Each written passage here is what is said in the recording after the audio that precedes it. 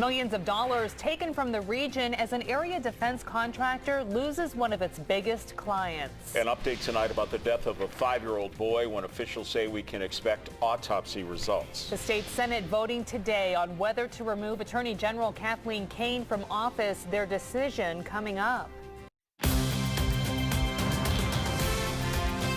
6 News, coverage you can count on, starts with severe weather Team 6 coverage. And thanks for being with us. We remain, at least parts of us, in a winter weather advisory tonight. But not much happening out there now, although Tony says that might change later on. Tone? Marty and Jen, that's right. We're tracking some heavier bursts of snow coming in from Ohio, now crossing into far western Pennsylvania, and they'll be on their way into our area later on this evening and into Thursday. Just Government Defense Contractors has lost one of its biggest clients. Concurrent Technologies Corporation announcing today the loss of a $99 million contract from the Navy, a contract that helped CTC get its start nearly 3 decades ago. And Maria Miller's been looking into the details today and has the very latest now. Maria? Marty, Jen, extremely disappointed but not defeated. That's how Ed Sheehan described the loss of this contract to me this morning. Yes, it's been with CTC since its inception, so yes, it's significant and it's big. But he says it's not the corporation's largest contract, nor has it ended just yet. Sometimes you win contracts and sometimes you lose them, and unfortunately we lost this one. The announcement came from the Navy Tuesday afternoon. The contract that's been part of Concurrent Technologies Corporation since its inception 29 years ago would be coming to an end. This was the contract that got started. It was originally a $1.7 million contract, and over time has grown, and we've been able to capture it each time that it was bid. Now, Sheehan tells me he is waiting on a debriefing session with the Navy. He says that's common procedure whenever you lose a contract as big and complex as this one. And while the government only usually releases a little bit of information, he hopes that he's going to at least get some insight into their bid proposal and what it was that made the government go with a different company this time around. Reporting live, Maria Miller, 6 News. An Evansburg woman accused of stealing hundreds of thousands of dollars from her employer last year has been ordered to stand trial. Police say Elizabeth Rolls-Butts stole $194,000 from LifeTouch National School Studios Incorporated in June 2014. She's facing several charges and remains free on bond tonight. A Blair County man facing several charges after police say he punched his father and went after him with a knife late Tuesday night.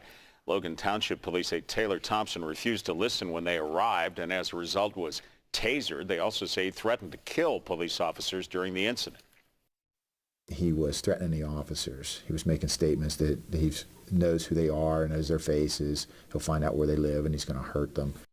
Thompson in jail tonight facing several charges that include simple assault and resisting arrest. More now on the death investigation of a 5-year-old boy from Ridgeway. Bridget McClure has been staying in touch with the Elk County coroner. And Bridget, what do we know now?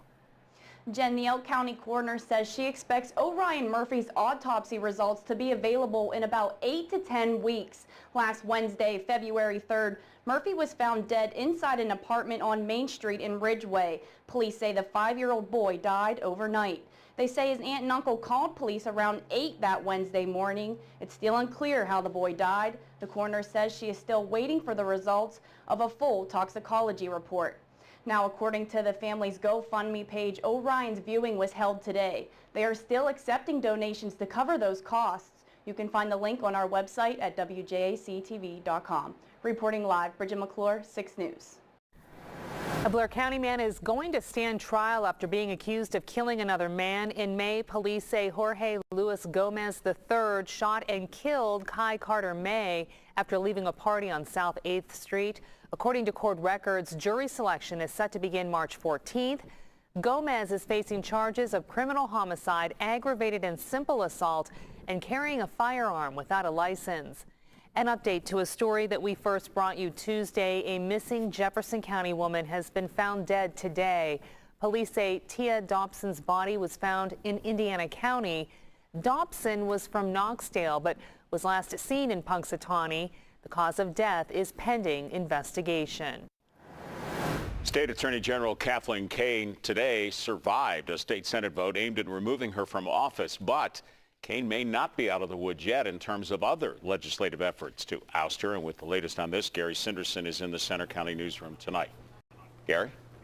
Marty, this talk and efforts to remove Kathleen Kaine from office has even the state's top legal experts disagreeing on who has the power to do what in this situation. You're talking about legal and constitutional provisions seldom used in the entire history of Pennsylvania. Of course, this all comes about after Kathleen Kaine's law license was suspended last year by the state Supreme Court.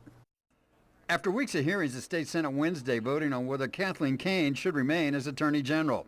It's called a removal vote, last used in 1891 in the legislature. It requires approval by 2/3 of the Senate to remove a public official. Wednesday's vote, 29-19, was virtually along party lines and fell short of the 2/3 majority.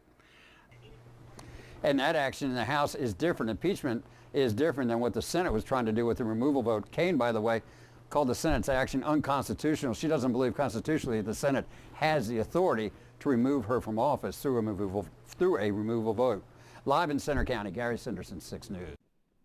Governor Tom Wolf made a stop at the Altoona Junior High School just a few hours ago. It was part of his Schools That Teach tour. He says the state is at a critical crossroads, and the tour is meant to outline 2 paths of the future of Pennsylvania schools. Governor says his focus is on funding schools and fixing the deficit. Lauren Hensley will have more on his visit coming up at 5:30. A Clearfield County man will stand trial accused of killing a dog. Police say Ralph Brown waived a preliminary hearing today. Brown allegedly beat the dog, causing him to bleed to death. This man, Thomas Syganic, is accused of beating and raping a Phillipsburg area woman last year. During a hearing today in Center County Court, the woman testified he assaulted her for more than 6 hours. He's headed to trial on several charges and being held in jail on $50,000 bail. Donald Trump and Bernie Sanders win big in New Hampshire. Next on 6, the final numbers and where the rest of the Republican field fell in behind Trump. And Republican presidential candidate Chris Christie went back to New Jersey instead of continuing on the campaign trail. What this means for the race for the White House.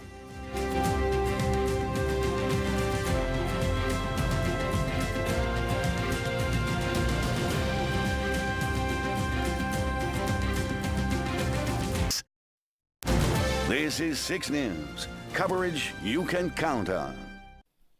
2 sheriff's deputies shot after an encounter with a suspect in a shopping center in Maryland. Authorities say a deputy responded to a disturbance call at a Panera Bread location just before noon today. The responding deputy was shot and wounded by the suspect, who then took off. A second deputy was able to find that suspect and was shot in the exchange of gunfire that followed. A short time later, the suspect was killed. The condition of the deputies, who were both taken to the hospital for treatment, has not been released. Republican presidential candidate Carly Fiorina has bowed out of the race. She made the announcement this afternoon, posting a statement on her Facebook page. The former CEO of Hewlett-Packard garnered just 4% of the vote in New Hampshire's primary. That gave her a 7th place finish. And just in, another Republican presidential candidate out of the race. Chris Christie's campaign says the New Jersey governor is ending his bid for the Republican presidential nomination.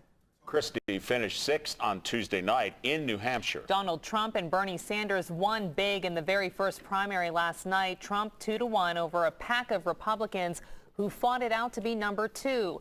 John Kasich took that 2nd place spot, beating Ted Cruz, Marco Rubio, and Jeb Bush in a 4-way battle. He credits a positive message. Because tonight, the light overcame the darkness of negative campaigning.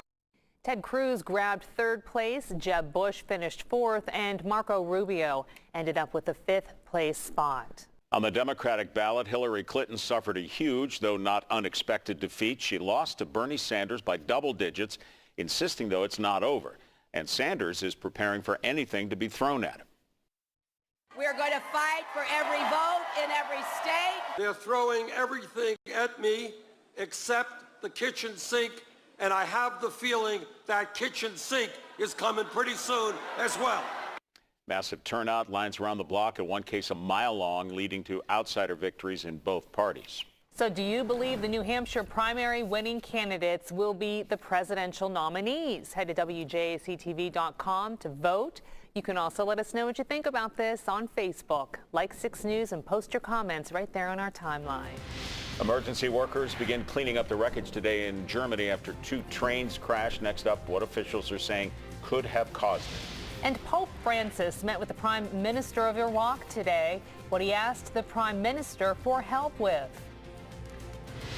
Looks like the majority of our long-duration snow event happens tonight, moving into Thursday morning. I'll let you know what to expect after the break.